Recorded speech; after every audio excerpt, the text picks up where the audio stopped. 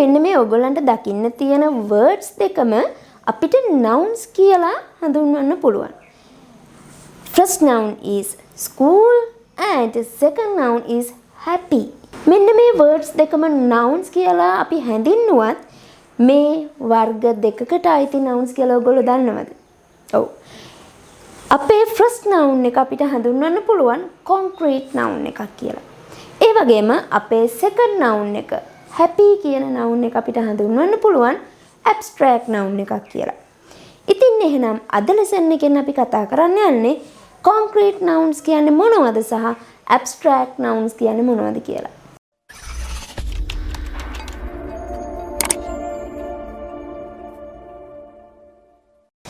Hello everyone, I'm Sachi here and our today's lesson is what are concrete nouns and what are abstract nouns.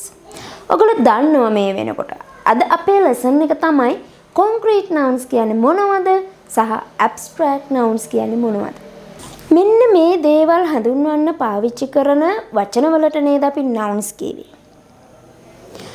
person කෙනෙක් හඳුන්වන්න, thing දෙයක් හඳුන්වන්න, place ස්ථානයක් හඳුන්වන්න, animal සතෙක්ව හඳුන්වන්න සහ idea යම්කිසි අදහසක් හඳුන්වන්න අපි use කරන words වලට තමයි nouns කියවේ. ඉතින් මෙන්න මේ words වලින් මේ පළවෙනි හතර person, thing, place and animal මෙන්න මේ areas වලට අයත් වෙන nouns අපිට හඳුන්වන්න පුළුවන් concrete nouns කියලා. නමුත් idea කියන area එකට අයිති වෙන nouns අපි හඳුන්වන්නේ abstract nouns කියලා. අපි මුලින්ම බලමු concrete nouns කියන්නේ මොනවද කියලා. Right? Concrete nouns have physical existence and they are tangible. They can be seen and touched. Right? Concrete nouns අපිට physically තියෙන දේවල්.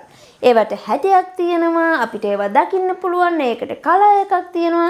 අපිට කවුරු හරි කිව්වොත් මෙන්න මේ දේ අඳින්න කියලා අපිට ඒක අඳින්න පුළුවන්. right? ඉතින් මෙන්න මේ වගේ අපිට දකින්න පුළුවන්, අල්ලන්න පුළුවන් දේවල් වලට අපි කියනවා concrete nouns කියලා. right? For examples, stone, boy, butterfly and desk.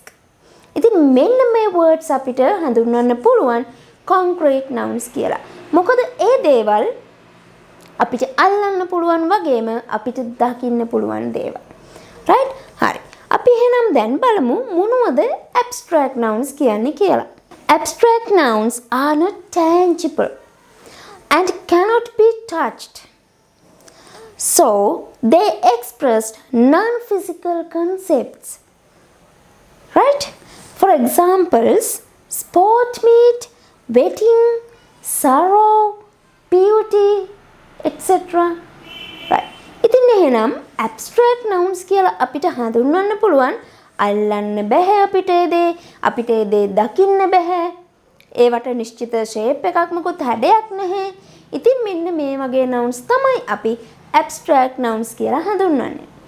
උදාහරණයක් විදිහට sport meet අපිට sport meet කියන එක අල්ලන්න බෑ. wedding කියන්නේ event එකක්. sport meet කියන්නේ event එකක්. නේ ඒව අපිට අල්ලන්න බෑ. sorrow, beauty ඉතින් මෙන්න මේ දේවල් අපිට අල්ලන්න බෑ. අපිට ඒක මොන shape එකද කියලා දකින්න බෑ. නේද? right. ඒ කියන්නේ ඒක දකින්න පුළුවන් උනත් අපිට ඒක මෙන්න මේ හැඩයයි. ඒක රවුම් හැඩයක්, ඒක ඍජුකෝණාශ්‍ර හැඩයක් මෙන්න මේ විදියට එහෙම හරියටම අපිට ඒක මොකක්ද කියලා කියන්න බෑ. නේ? එතකොට sport meet, wedding කියන්නේ events. එතකොට sorrow, beauty නේද? sorrow කියන්නේ feeling එක. right? ඉතින් මෙන්න මේ වගේ nouns වලට අපිට කියන්න පුළුවන් abstract nouns කියලා. right. ඉතින් එහෙනම් ඔයගොල්ලෝ දැන් දන්නවා concrete nouns කියන්නේ මොනවද? abstract nouns කියන්නේ මොනවද කියලා. අපි බලමු ඔයගොල්ලන්ට මෙන්න මේ දෙක හොඳින් අවබෝධ වුණාද කියලා. මෙන්න මේ sentences වලින් ඔයගොල්ලන්ට අඳුන ගන්න පුළුවන් ද බලමු concrete nouns මොනවද සහ abstract nouns මොනවද කියලා. right. Look at the first sentence. පළවෙනි sentence එක බලමු. Anna watched a movie in October. Anna concrete noun එක. නේද? ඊළඟ noun එක තමයි අපේ movie. මේ movie කියන noun එක abstract noun එකක්. Right? Next noun is October. ඉතින් මෙන්න මේ October කියන්නේ month එකක name එක. ඉතින් ඒක abstract noun එක. නේද? මොකද අපිට October කියන noun එක we can't touch it. Right? Look at the second sentence. In the second sentence, our first noun is Mark. He is a person. It is a name of a person. ඒක පුජ්‍යලයකගේ නම. Mark පුජ්‍යලයක්. එහෙනම් Mark කියන පුජ්‍යලයක් නිසා අපිට ඒක concrete noun එකක් කියලා හඳුන්වන්න පුළුවන්. නේද? Right. ඊළඟට feet. Feet කියන්නේ කකුල්. පැහැදිලිවම ඒක concrete noun එකක්. ඊළඟට table. පැහැදිලිවම ඔයගොල්ලන්ට ඒක concrete noun එකක් කියලා කියන්න පුළුවන්. නේද? right. ඊළඟ sentence එක බලමු. dinner. dinner කියන්නේ abstract noun එකක් නේද? මොකද අපිට ඒක අල්ලන්න බෑ. we can't touch dinner. right? Next noun is apple pie. Apple pie is a concrete noun because we can see it, we can touch it. Right? Look at our fourth sentence. Happiness has increased in our city. Happiness. It's only an idea, so it is considered as an abstract noun. Happiness කියන්නේ idea එක. එහෙනම් ඒක අපිට abstract noun එකක් කියලා හඳුන්වන්න පුළුවන්. Right? ඊළඟට city. නගරය.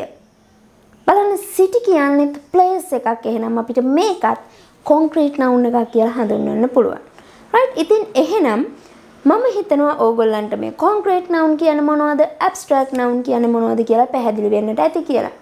ඉතින් එහෙනම් ඕගොල්ලන්ට අපේ lesson එක පැහැදිලි වුණා කියලා හිතනවා නම් ඕගොල්ලන්ට පුළුවන් අපිව like කරන්න, ඕගොල්ලන්ගේ අනෙක් යහළුවන්ට බලන්න අපිව share කරන්න වගේම subscribe කරලා නැති කෙනෙක් නම් ඔයා අපිව subscribe කරන්න අමතක කරන්න එපා.